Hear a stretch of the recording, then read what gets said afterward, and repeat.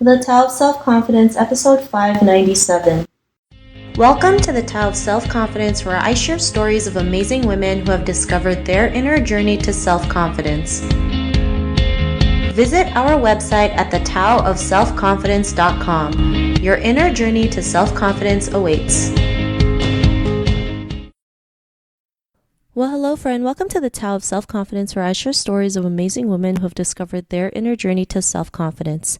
I'm your host today, Sheena Yap Chan, and today I have an amazing lady on the show today. She is a woman of many talents, and I'm really excited to have her on and share her story with us today on self-confidence. So without further ado, I'm going to introduce you to Melody Garcia. Melody, how are you today? Maybe you can fill in a little bit more about yourself to our listeners.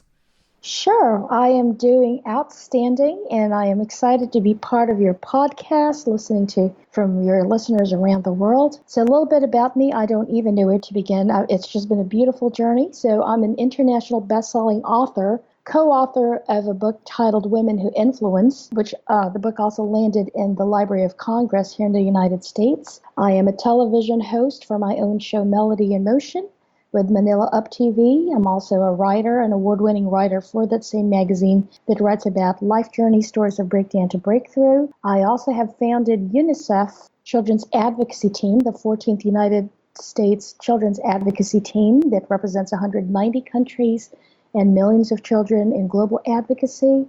And I'm what they call an executive speaker level and a transformational catalyst coach.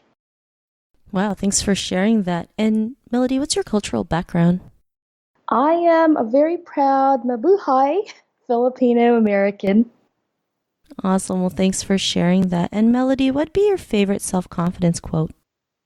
So interestingly enough, this is more of a gifting quote, and it's a quote that I live by Irma Bombeck, and it goes, "When I stand before God at the end of my life, I would hope that I would not have a single bit of talent left and could say I used everything you gave me." Thanks for sharing that great quote. And in your own words, how do you define self-confidence? So how do I define self-confidence? Well, the best to my ability on how I would describe it based on my own experiences is the ability of accepting and acknowledging my own imperfections and flaws that actually allowed for me to grow. It's being free of my own judgments and being compassionate and gentle towards the judgment of others that have been thrown my way because of the understanding that it's truly the reflection of their own pain. And then on top of that, being grateful for my own gifts and uniqueness that enabled me to attain heights of true servant leadership that has become an impact to generational legacies. Thanks for sharing that great definition. I love how you mentioned, accepting your imperfection and flaws to allow yourself to grow, right? Most of us, we see our imperfections and flaws as something that's bad, right? Or as curses, right? And a lot of that had to do with, I'm pretty sure a lot of your guests have mentioned, not only self-limiting beliefs, but to me it was a conditioning of an environment, whether it's cultural, family, religion, dictations. It's literally just labels that you were born into. Yeah, totally. The programming that we've been programmed since we were kids, right? So it's important to realize that our flaws and imperfections actually are probably our greatest strengths. When we can see it that way, it just makes things a lot better and a lot easier, and we can have that confidence to go out there and do what we want. So thanks for sharing that great definition. And another thing that I do want to touch on, it's not only, the fact that we were programmed or born into it. We also have to be compassionate because those that have influenced our lives at a very young age, whether it's our parents, grandparents, and again, environment, have been conditioned that same way. So it's not even to their maybe degree of understanding or fault, because that was the environment that, you got to look at the history of it. Those are the things that has just been repeated down different generations until it came to, folks like us or women like us that said, okay, there has to be more to this than the conditioning. Totally. Thanks for sharing that. And Melody, what was your life like before your discovery of self-confidence? So my life before the discovery of self-confidence was pretty much a routine like everyone else.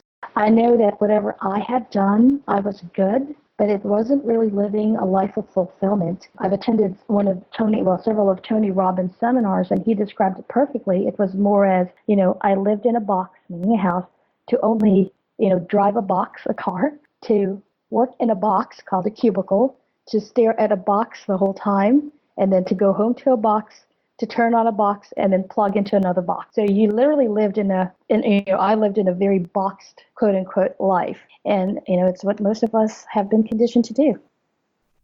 Thanks for sharing this. Yeah, and it's so true, right? We've all done that routine. You wake up, get ready for work, go to work, come back home, eat dinner, go to sleep, and then it's on repeat, right?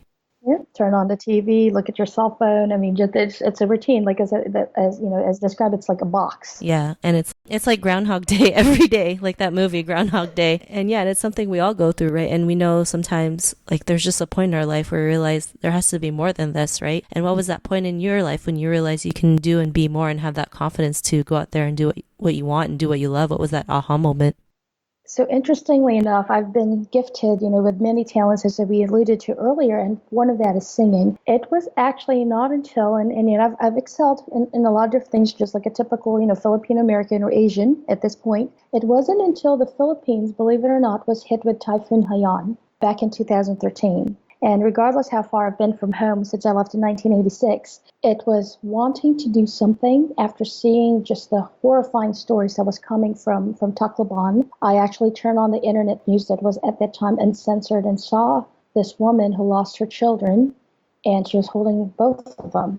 And the story became that she couldn't even bear them for days. It was at that moment of her pain breaking my own soul, halfway around the world, where I actually uttered a prayer and said, "Help me help them," and activate all the gifts you have given me to help me reach them. And what was supposed to be an initial idea, inviting 20 of my friends to a cabaret concert, turned into this miracle movement, God-led, that within 3 weeks now becomes a full-blown concert here in Florida, attended by nearly 650 people to capacity. When I say I spent no money between performers, between the audit to concert hall, and sponsors like PepsiCo approaching me, within 3 weeks, this is now a full-blown concert. That actually ended up impacting over 20,000 lives, building sustainability garden, restructuring of homes, and so many other miracles that came after that. That was my big aha moment of going, my gosh, if I was activated to be able to help humanity without leaving my own living room for 3 weeks, not knowing where this was going other than that desire, to really make an impact. And that was the result. What else am I capable of doing? That was my big aha moment right there.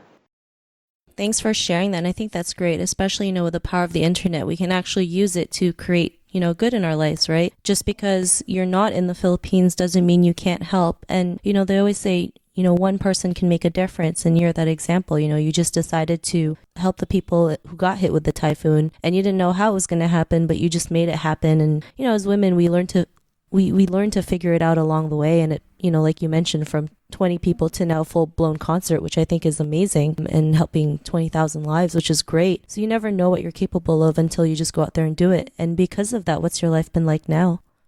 So that led to all those different things that we talked about. And, I decided to just keep saying yes. I figured it out along the way. So when I was approached to actually do the magazine write-up for what they call a startup Manila Up magazine based out in Hollywood, California, originally they wanted me to write up about an article, Who's Who in Orlando, and I actually rejected it. I said, no, that's going to just create this curiosity gap. What I wanted to do was now use my time, coming from everything that's called One Night, One Voice, the Typhoon Haiyan event, is use my time wisely, because I knew that whatever I wrote, somebody was going to pick it up and it was going to influence their mindset. So I was being very careful with the projects that I aligned myself with. Well, because I decided to go against the grain of, again, typical traditions, I decided, and thank God for Sonia Bermejo, who was very open to my ideas. She said, yes, go ahead, write whatever you feel like writing. And I started writing about life journeys, stories of breakdown to breakthrough. That led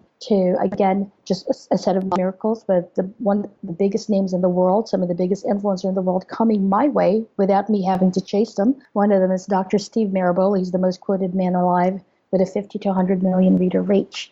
And there was a few more, that went before him. And from there onwards, then the television pilot show happened. And then, being tapped into the shoulder to to co-author a book at Atlanta Library of Congress that then opened the doors for me to now speak at one of the biggest women empowerment summit in the United States space called the United States of Women. To be a Filipino American, probably the only one, if not there was only two of us out of the slew of female speakers, in my case, to be invited to it as part of a panel looking at former First Lady Michelle Obama on stage, Jane Fonda, Tanara Burke is the founder of Me Too, Black Lives Matter. I mean, every single, I would say, most powerful women within the United States space was on this roster.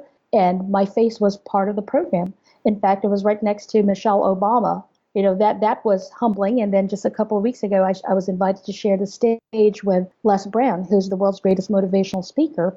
And I was the only female, speaker out of a lineup of 15 that, polarized the entire theater and got multiple standing ovations because I shared from my heart. So, when you think back to living in a box and breaking all four corners of the box to really have a global impact, that says something about the reason why you have to get out of your own comfort zone.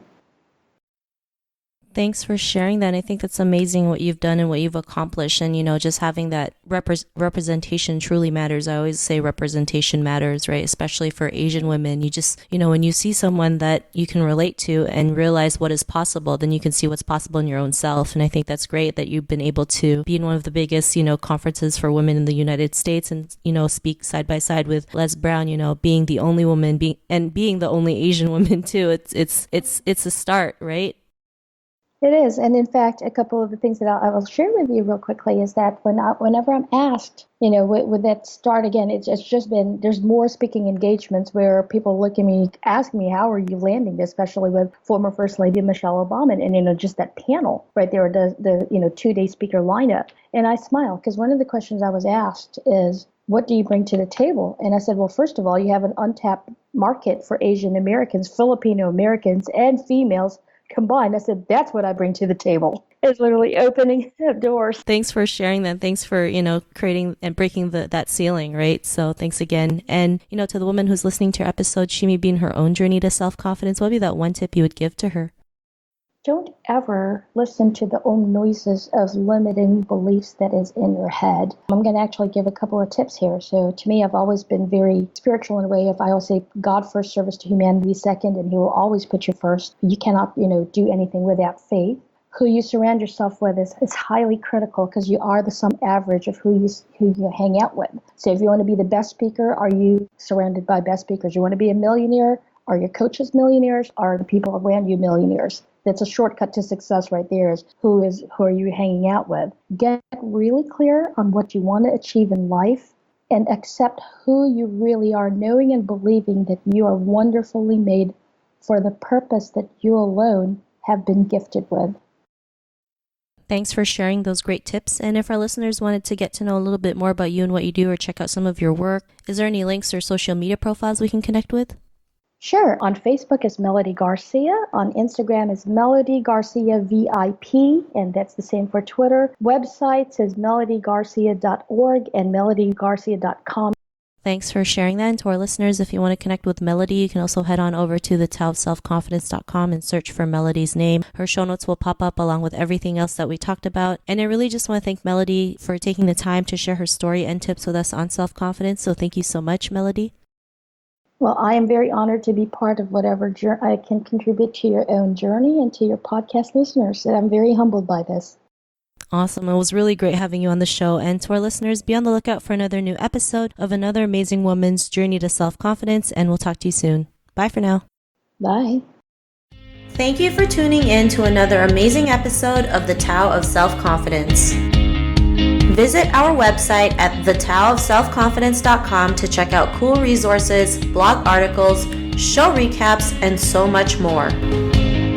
Your inner journey to self-confidence awaits.